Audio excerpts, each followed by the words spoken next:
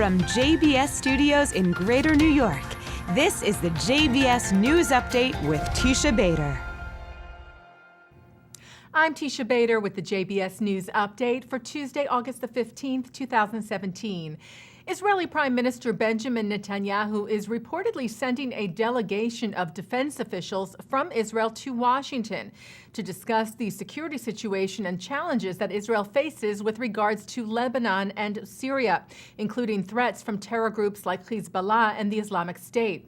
Haaretz reported that director of the Mossad, Israel's national intelligence agency, Yossi Cohen, will be part of the group that will arrive in our nation's capital later this week and meet with U.S. National Security Advisor H.R. McMaster, Deputy Dina Powell, U.S. Middle East Envoy Jason Greenblatt, and other senior officials. Now, as we have reported to you, a delegation from the U.S. was reportedly expected in Israel this week, including Greenblatt. It is unclear when that meeting will take place. And staying with Netanyahu, the prime minister took to social media today to weigh in on the hateful rally that took place on Saturday in Charlottesville, Virginia, of several hundred white supremacists and neo-Nazis. Netanyahu wrote on his English Twitter account today, outraged by expressions of anti-Semitism, neo-Nazism, and racism. Everyone should oppose this hatred. The Simon Wiesenthal Center echoed the statement made yesterday by Israel's Holocaust Museum Yad Vashem, warning that the march Saturday was reminiscent of Nazi rallies during the 1930s and 40s. And former California governor and actor Arnold Schwarzenegger donated $100,000 to the Los Angeles-based center yesterday. He posted on Facebook that he was horrified by the images of the rally and had therefore donated the money to, quote, an anti-hate organization I've worked with for decades, urging others to join the fight against hate and intolerance. An outrageous anti-Semitic sign that was posted at a hotel in Switzerland has now been removed after strong backlash, including from officials in Israel and Switzerland.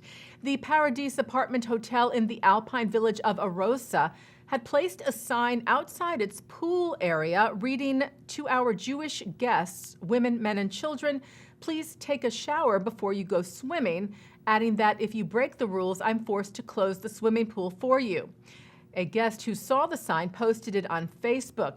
The owner of the hotel later said there was no anti-Semitic intent in the sign and that it was directed towards Jewish guests as they were the ones not adhering to the pool rules. She stressed that Jews are more than welcome at the hotel. Israel's Deputy Foreign Minister Tzipi Hatoveli released a statement calling the incident an anti-Semitic act of the worst and ugliest kind. And today, Swiss Foreign Ministry spokesman Tilman Renz told French news agency AFP that the ministry in Switzerland had been in contact with Israel's envoy to the country, Jacob Kedar, and had, quote, outlined to him that Switzerland condemns racism, anti-Semitism, and discrimination in any form. And in Boston, Massachusetts, vandalism for the second time this summer at the New England Holocaust Memorial. The Boston Globe reports that a 17-year-old male suspect was arrested on suspicion that he threw a rock at around 7 o'clock last night through one of the glass panels of the memorial, shattering it. The suspect was tackled by two bystanders and held until police arrived. He is charged with willful destruction of property. It is unclear if hate crime charges will also be brought against him. If you recall, the memorial was similarly vandalized less than 2 months ago and rededicated after repairs were completed on July the 11th. Israel is one of the first countries sending aid to the devastated people of Sierra Leone after that country was hit by massive and deadly mudslides. Prime Minister Netanyahu instructed Israel's foreign ministry last night to send food and other aid to Freetown, where over 300 people were killed by the mudslides and thousands remain homeless, and to help in any way and as soon as possible. Israel's renowned Weitzman Institute was named the 6th best research institute in the world and the top research institute outside of the U.S. This according to the 2017 Nature Index. The institute, which is located in the Israeli central city of Rehovot, outranked Caltech and Stanford. Weitzman president Professor Daniel Zashman credited the school's approach to research for the ranking. He He said, "We recruit scientists who are among the best in the world and let them follow their curiosity. That," he said, "is what leads in the end to innovative and surprising new applications that shape the future."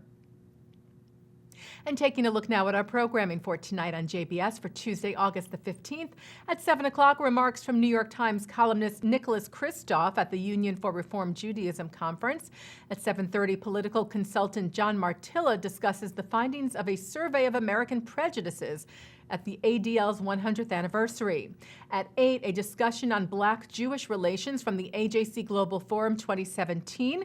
With Rabbi Shai Held of Mechon Hadar, Dr. Lonnie Bunch III of the Smithsonian National Museum of African American History and Culture, and Atlanta Mayor Kasim Reed. At 9, Mark Golub sits down with Chloe Valdery on L'chaim, and at 10, Jeffrey Gurak talks about his book, The Jews of Harlem. And coming up right after this newscast, Turkish journalist Rubia Kazan talks about her campaign to unite moderate Muslims to speak out against extremism. And that's the JBS News Update for Tuesday, August the 15th, 2017. I'm Teisha Bader.